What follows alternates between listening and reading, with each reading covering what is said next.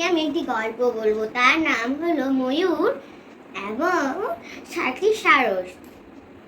একটা ময়ূর ছিল, সে খুবই অহংকারী ছিল। সে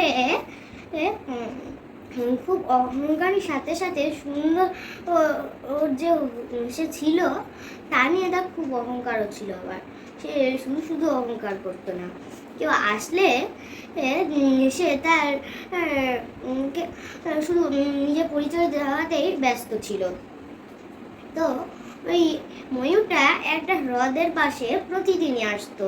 ওই হ্রদে গিয়ে নিজের মুখটা দেখতো, মানে প্রতিছবি দেখতো জলে নিজের খুব এত সুন্দর চেহারাকে দেখে তার খুব আনন্দ লাগতো যে যাক, আমি কত সুন্দর, আমি তো সব সব পাখিদের থেকে খুব সুন্দর, যতগুলো পৃথিবীতে পাখি আছে আমি তাদের থেকে অনেক সুন্দর, কোটি গুণের এরও বেশি সুন্দর।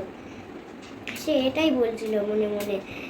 তখনই একটা সারস আসলো। ওই সারসটা সাদা রঙের ছিল আর দুইটা যে পাখনা ছিল তার তার শেষে একটু কালো কালো দাগ ছিল।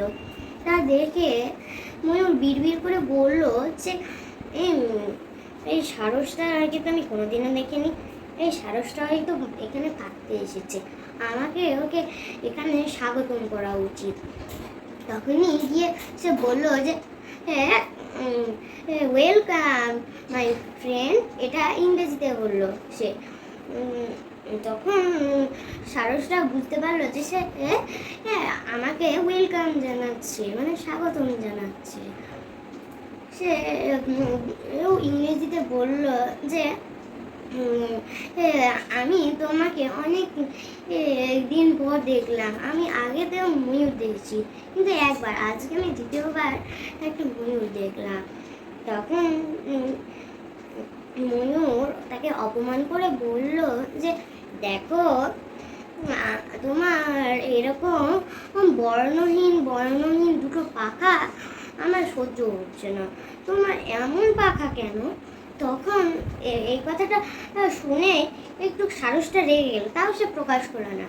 সে বলল যে আমার এই খারাপ খারাপ পাখাগুলো দেখছো, এগুলো আমাকে উঠতে সাহায্য করে, এই পাখাগুলো দিয়ে আমি মাছ ধরি, আমি দুপুরের খাওয়া সহজে আমার এই দুটো পাখার সাহায্যে আমি উড়তেও পারি, আবার দেখবে। এই বলে সে উড়ে দেখালো আর বলল নিচে এসে যে দেখো, তাহলে তুমি উঠতে পারো না? তখন ময়ূর চুপ হয়ে গেল, সেও অনেক অপমানিত বোধ করলো আর লজ্জিত হয়ে আর কিছু না বলেই সারা জীবনের মতো ওই হ্রদ থেকে চলে গেল। আর আমরা এই গল্পটা থেকে এই শিক্ষাটা পেলাম যে অহংকার আমাদের কখনো করা উচিত নয়।